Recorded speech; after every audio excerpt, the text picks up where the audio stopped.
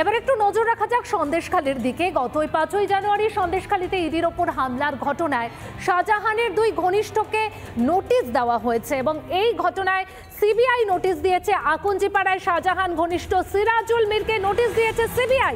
সোমবার বেলা 11টার মধ্যে হাজিরার নির্দেশ দেওয়া হয়েছে। অন্যদিকে নোটিশ দেওয়া হয়েছে শাহজাহান ঘনিষ্ঠ তৃণমূল নেতা আফতার মোল্লাকেও। রামপুরের মোল্লাপাড়া এলাকায় আফতার মোল্লার বাড়িতে নোটিশ দেয় সিবিআই।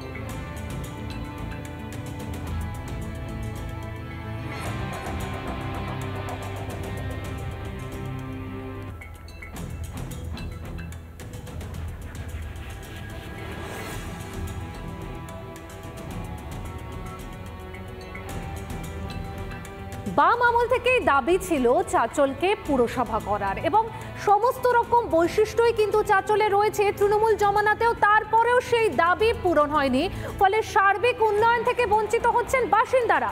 পৌরসভা হওয়ার জন্য যেসব পরিকাঠামো থাকা দরকার সবই রয়েছে চাঁচলে, তারপরেও নেতা মন্ত্রীদের কাছ থেকে মিলেছে শুধুমাত্রই প্রতিশ্রুতি।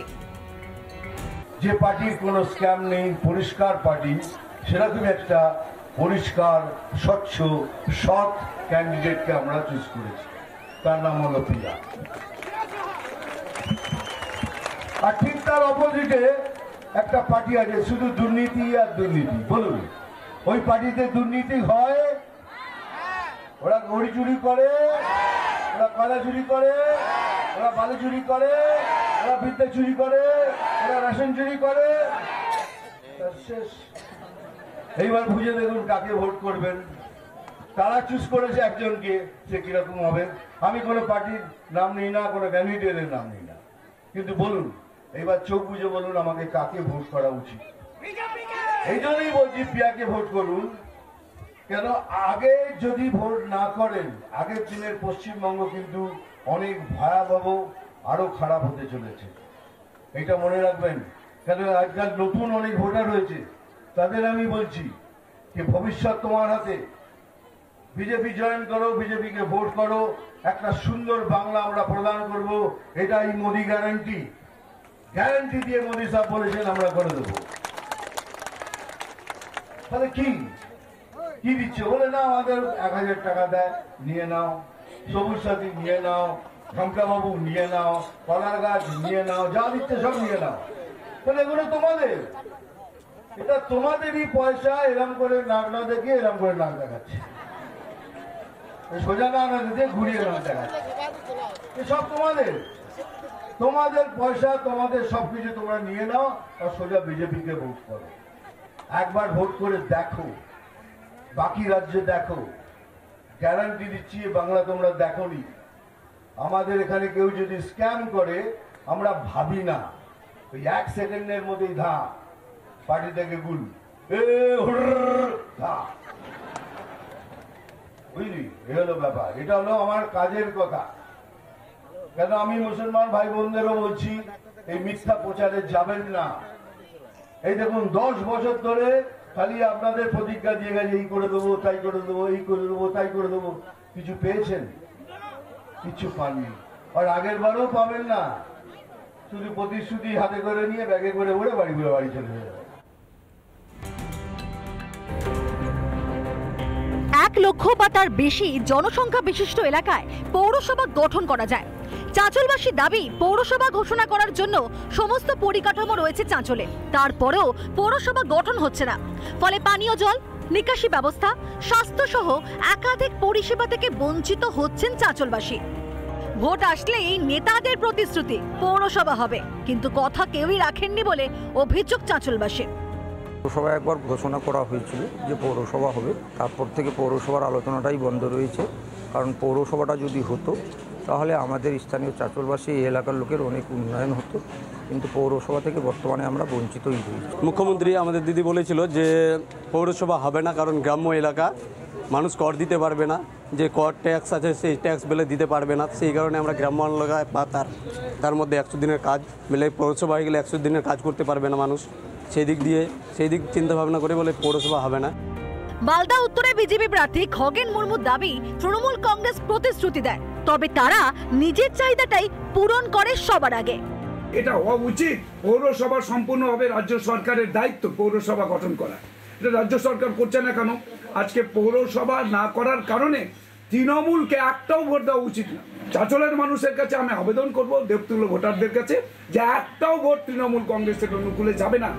পৌরসভা গঠন কোনো ছোট ব্যাপার নয়। প্রশাসনিক কর্তারা বিষয়টি নজরে রেখেছেন বলেও দাবি তৃণমূলের মালদা জেলা পরিষদের সহসভাপতি এটিএম রফিকুল হোসেনের।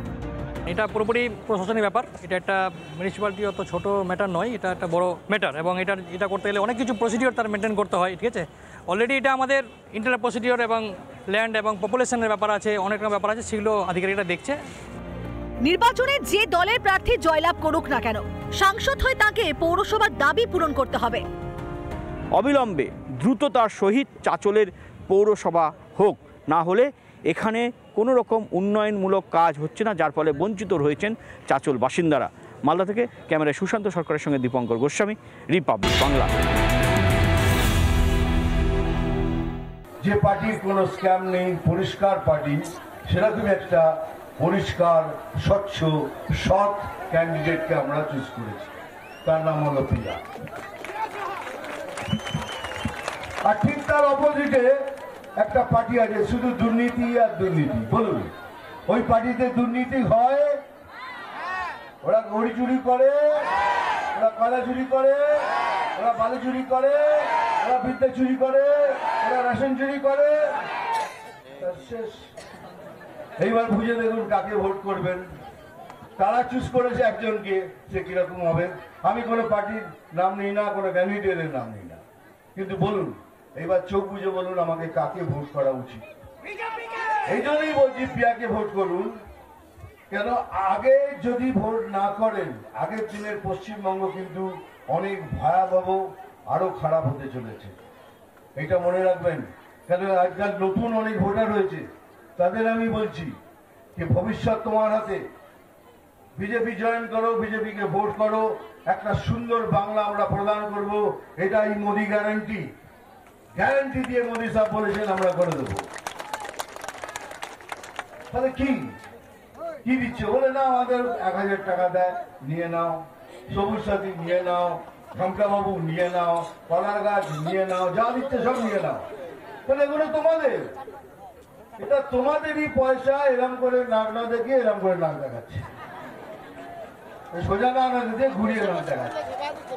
সব তোমাদের, তোমাদের পয়সা, তোমাদের সবকিছু তোমরা নিয়ে নাও আর সোজা বিজেপিকে ভোট করো।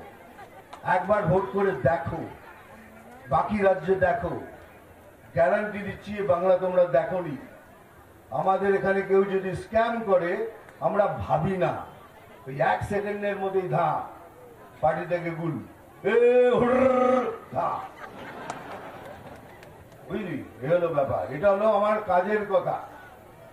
কেন, আমি মুসলমান ভাই বোনদেরও বলছি, এই মিথ্যা প্রচারে যাবেন না। এই দেখুন 10 বছর ধরে খালি আপনাদের প্রতিজ্ঞা দিয়ে গেছে, এই করে দেবো, তাই করে দেবো, এই করে দেবো, তাই করে দেবো। কিছু পেয়েছেন? কিছু পাননি, আর আগের বারও পাবেন না। শুধু প্রতিশ্রুতি হাতে করে নিয়ে ব্যাগে করে উড়ে বাড়ি ঘুরে বাড়ি চলে যাবে। এবার একটু নজর রাখা যাক সন্দেশখালীর দিকে। গত 5ই জানুয়ারি সন্দেশখালীতে ইডির ওপর হামলার ঘটনায় শাহজাহানের 2 ঘনিষ্ঠকে নোটিশ দেওয়া হয়েছে এবং এই ঘটনায় সিবিআই নোটিশ দিয়েছে। আকুঞ্জিপাড়ায় শাহজাহান ঘনিষ্ঠ সিরাজুল মিরকে নোটিশ দিয়েছে সিবিআই। সোমবার বেলা 11টার মধ্যে হাজিরার নির্দেশ দেওয়া হয়েছে। অন্যদিকে নোটিশ দেওয়া হয়েছে শাহজাহান ঘনিষ্ঠ তৃণমূল নেতা আফতার মোল্লাকেও।